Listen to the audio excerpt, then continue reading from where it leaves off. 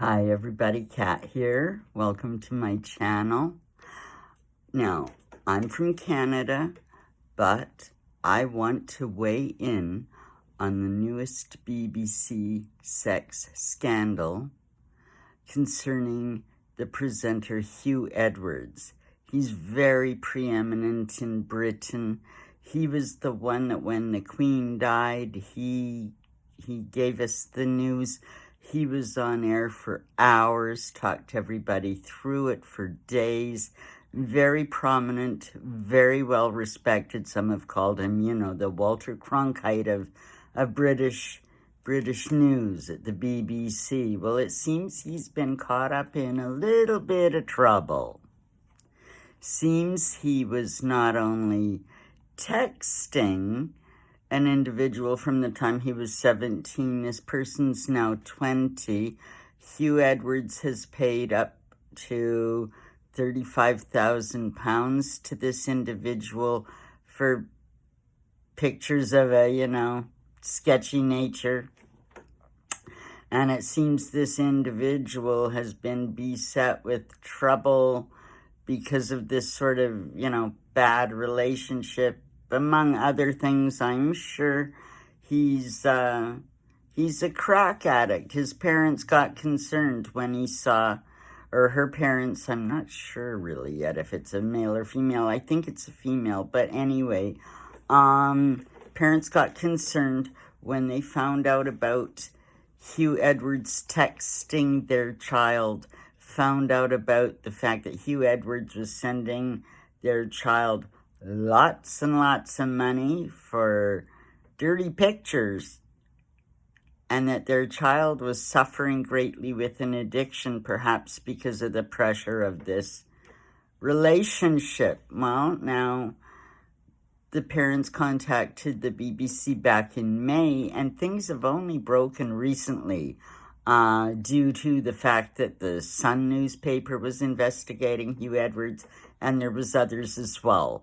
And they found out that this story, that the BBC again had tried to hide it. Well, if you watch any British news or any of these commentators for the last week, they're all kind of going, oh, we know who it is, but they couldn't name him. Well, here's what's happened. I don't want to spend a ton of time on this. It's just another example of how corrupt, when you get to the top of any corporation, business, so on and so forth, the elites at the top all seem to have a predilection for some nasty sexual habits, we might say. And this is no different. Now it's coming out, now that there's an investigation started by the BBC, the newspapers are reporting on it. He's been outed. His wife made a statement yesterday to basically quell curiosity about who it might be. Just about everybody in journalism knew who it was, but the public didn't, and there was a lot of speculation. So she brought it out. Now, it seems that poor old Huw, for years, has suffered from depression and some mental health issues. You don't want to wish that on anyone, although I don't think he should be using it as an excuse right now. In his wife's statement, she did name him as the person in question at the head of this sexual scandal. And then she went on to say that, Huw is having a big mental health episode over all of this, and he's in the hospital under care right now, and at a later date maybe he'd address these.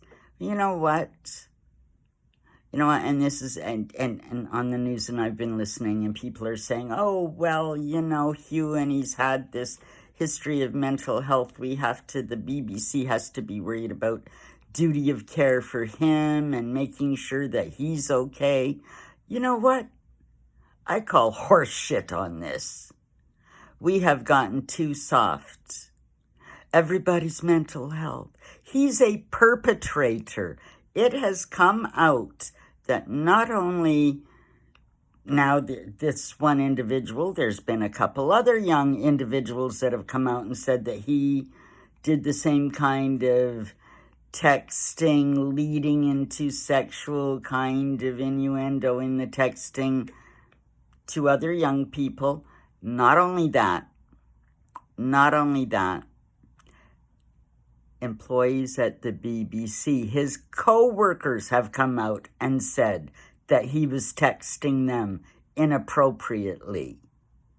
Now, where the hell is it? What is going on with HR? Isn't it? I mean, it's a law. I mean, I'm here in Canada. Sexual harassment in the workplace. If he was, texting his co-workers with this kind of, behavior, that's sexual harassment in the workplace. There should be no question today about duty of care. There should be no question about, poor Huw, he's suffering so horribly going through this episode. No, he should be out on his ass. As of today, he hasn't resigned, and the BBC hasn't said that they were going to get rid of him.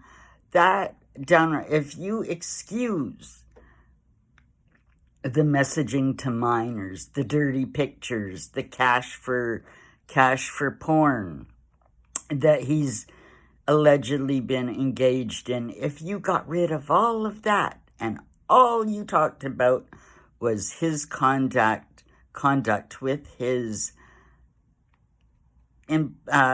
co-workers who were beneath him, because he was way high up on the food chain at the BBC, one of their top performers, top paid individuals.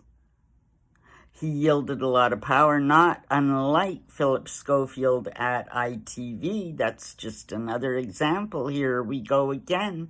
But you know what? I don't want to hear about duty of care for Huw Edwards. Poor man, worked at the BBC for 40 years. The BBC has